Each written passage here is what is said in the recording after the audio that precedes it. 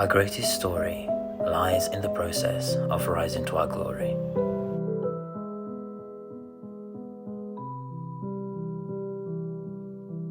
Although you are constantly reminded that you are on this path alone, you somehow rise to the fear of the unknown.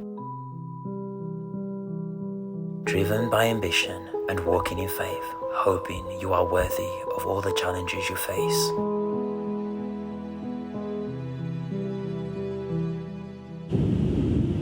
It's kind of windy today, and I feel like summer's leaving us. But nevertheless, that will not stop me from coming to the beach.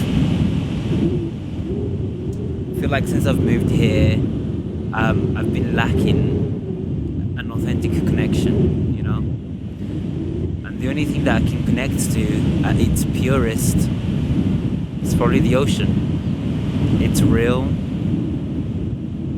and it's as good as it gets, I guess.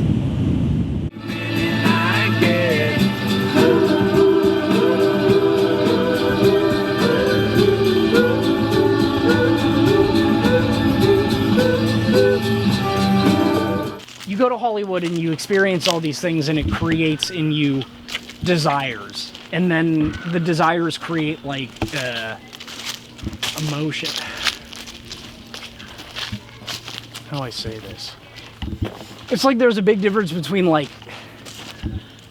sexual desire and like the experiences that ensue as a result of sexual desire. One thing I keep in mind is like we all have three motives: the lower self or the ego motive, and then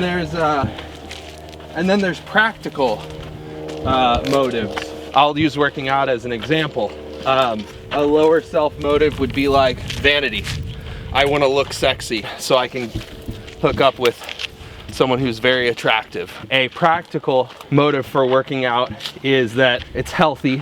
It puts my mind and body in a better state to where I can, you know, live longer and live a better life.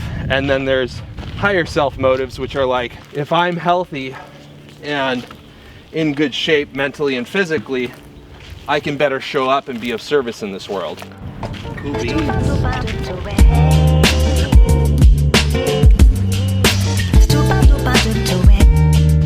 Okay, so you were saying, how long have you been in LA? Since 2005. What brought you here? Film. Did you end up working in the film industry? For a time, yeah. I went to film school. Then I worked as a PA. I worked as a boom operator. What was your goal? I wanted to be a director.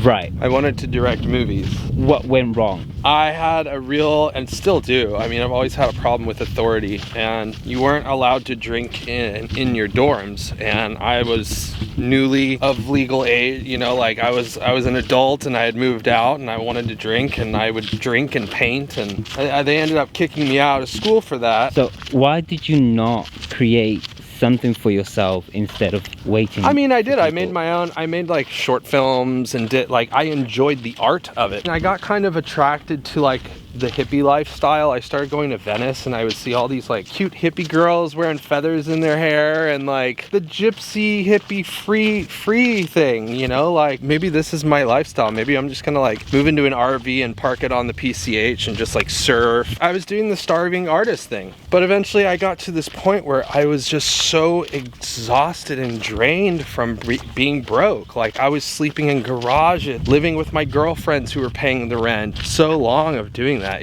it wears on you. It's like I don't want to do this anymore. Like I don't regret that I did it. At the same time, it's like, well, I would like to have a family, not just be like bumming around my whole life. And that's why I kind of got out of the creative flow, even though I still do it, but not nearly as much as I used to.